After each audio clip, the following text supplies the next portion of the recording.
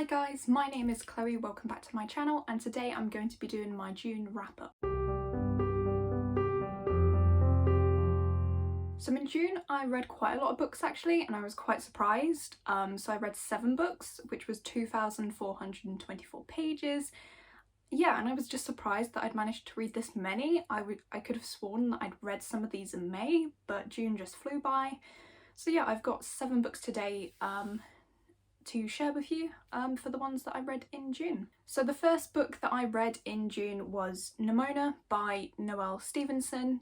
This one is a fantasy graphic novel, and we follow a shapeshifter called Nimona as she teams up with Lord Ballister Blackheart, who's the villain in this story, and this is against his will actually. He doesn't want anything to do with Nimona, but they end up going on different missions and stuff, and in the end he starts to, you know, accept Nimona as a friend, and they go on all these little villainy quests and stuff, but there is like an overarching story plot as well. Yeah, I really liked this one. I gave it 4 stars. The artwork was lovely. It's kind of like, it was dark fantasy, but still whilst being cozy and whimsical. Yeah, there's some examples there, so it is kind of a cute style still, whilst not being overly bright and colourful, which I really liked. Yeah, I really enjoyed it. It did make me laugh in a few places as well, and I hope that she will write another installment or graphic novel in the future, because I really enjoyed this one. The next book I finished in June was A World Without Princes, and this is the 2nd book in the School for Good and Evil series. Yeah, can't really say too much about this one, but everything we thought we knew in book 1 we should just ignore, and yeah, this book sets off in a completely different way to what I expected it would be. Yeah, I didn't enjoy this one quite as much as book 1. I think I still preferred book 1 more, although this one didn't drag in the middle for me. Book 1 was slightly longer and I felt it's kind of slumped in the middle slightly. I was really pleased to see that Sophie went through some character growth, so I didn't find her as irritating, so that was another bonus for me.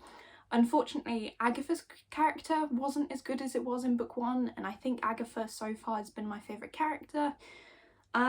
So yeah, that was a bit annoying.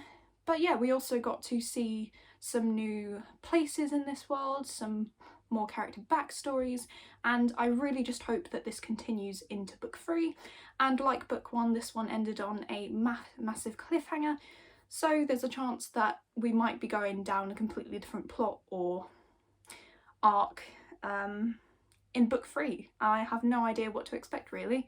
But yeah, I enjoyed this one and I gave it 4 stars. The next book I finished in June was the Bane Chronicles by Cassandra Clare, co-written by Sarah Rees-Brennan and Maureen Johnson.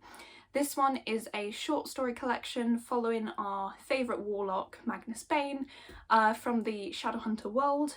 Yeah, I really love Magnus Bane as a character. I mean, aside from the characters in Infernal Devices, which I love, he has been my favourite character, especially for the Mortal Instruments. So it was so much fun seeing him in different scenarios. We start off with him in Peru. He ends up having some stories with, is it Raphael? I want to say Raphael, that might be wrong. One of the vampires that sets up the Hotel de Mort.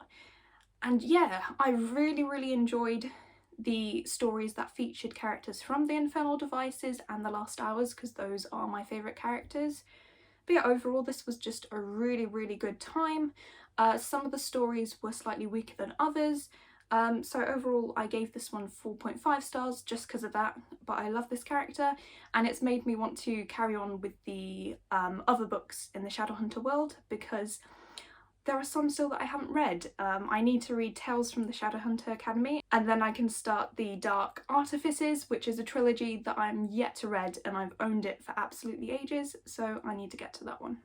Next, I read an ebook, and this was In Deeper Waters by F.T. Lukens, I think is the author. This one I enjoyed. It was a slight disappointment for me. I gave it 3.5 stars overall. But yeah, I went into this one expecting some kind of piratey historical fiction gay romance, which is kind of what we got, just not in the way I expected. So we follow Prince Tal on his coming of age tour. He goes around with his ship with some of his brothers and friends, and they come across this ship which has been damaged and is sinking, and in there he finds Aflan, or Aflen? One of the two. And yeah, so they save him from this boat where he was held in captivity. And yeah, the story just goes from there, really. They keep meeting up, and then they kind of start to fall in love. So that was really cute. But just overall, I didn't feel too much for this book. I didn't get attached to too many characters, and I'm definitely a character-driven person, so if I'm not too invested in the characters, then I'm going to enjoy the story less. But yeah, there was magic in this, which I was not expecting at all. Like I said, I thought it was historical romance with pirates. It still had pirates. But yeah, our main character Tal has magic, which he is forbidden to share with the world. So I was not expecting that. There was also another twist that I wasn't expecting, but I will save that in case you do want to pick it up, because that one was even more of a surprise to me. But yeah, it was definitely cute and I enjoyed it, especially for the 99p I paid for to get it on Kindle. It was really, really nice. Just overall, the characters just felt a bit plain to me, apart from the odd few. But yeah, I am intrigued to check out more by this author, and they do have one coming out soon, which is about, I think, a king or prince and his right-hand mage or something, so I am even more interested in that one. I just hope the characters grip me a little bit more. Next in June, I read In an Abstinent Dream by Shauna McGuire, and this is book 4 in the Wayward children's series, so I can't say too much about this one. But in this one we get to follow Lundy, so it's one of the books where you get to go to one of these other worlds that the children have visited. So this is Lundy's story and how she found her door, and on the other side of her door is the goblin market. So she has to learn how to survive in this world where everything is based on fair value. So there's no real currency or anything. They have to trade items which they think are important for food, and yeah, she ends up trading like pencils for pies and stuff like that. But yeah, it got really dark because there is a consequence if you get in debt, and yeah, things start to happen. So yeah, I gave this one 4 stars. I enjoyed it. This one was a reread for me, and I actually enjoyed it more this time round. Previously I only gave it 3 stars. But I did enjoy the darker elements a lot more the second time round, even though Lundy isn't one of my favourite characters in the series. But yeah, overall just a pretty great instalment in this series. Next, I read book 5 in the Wayward Children's series, and this is Come Tumbling Down. I really, really liked this one again. It's probably up in my top 3 so far. We're back at the school, Eleanor's home for wayward children, because every other book either goes to the school or a different world or the school.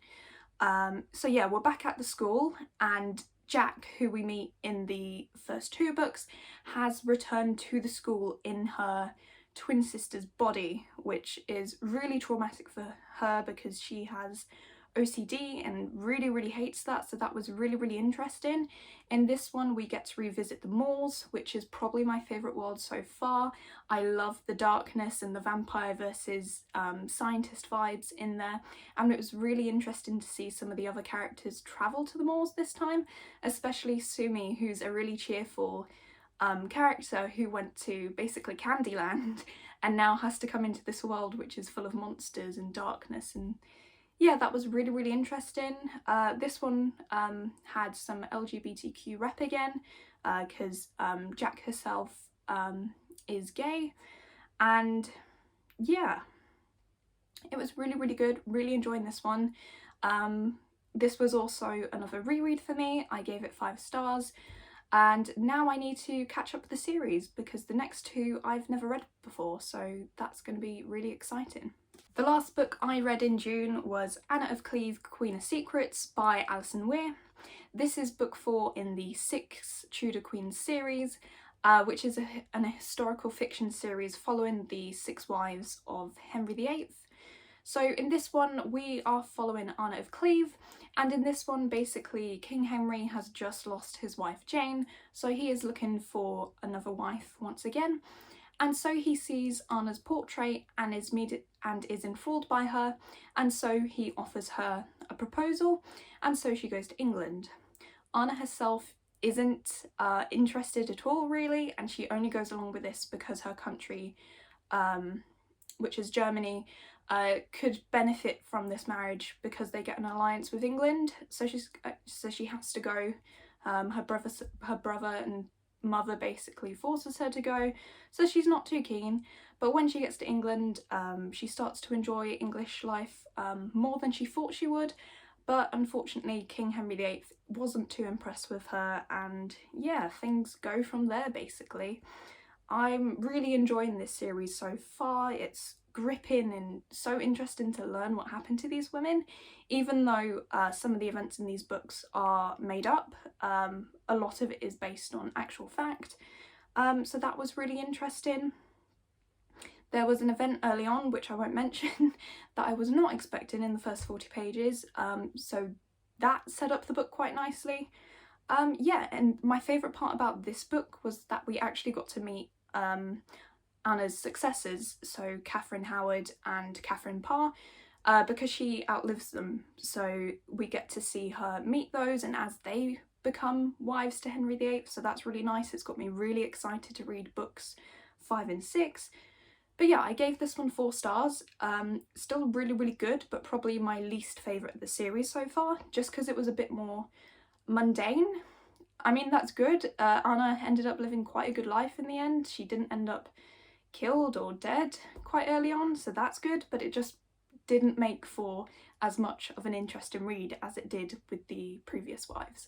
So those were all the books that I read in June. Let me know down below if you've read any of these and what did you think. Otherwise, let me know what you're reading at the moment or what you're planning to read in July. And as always, I will see you in the next one. Bye!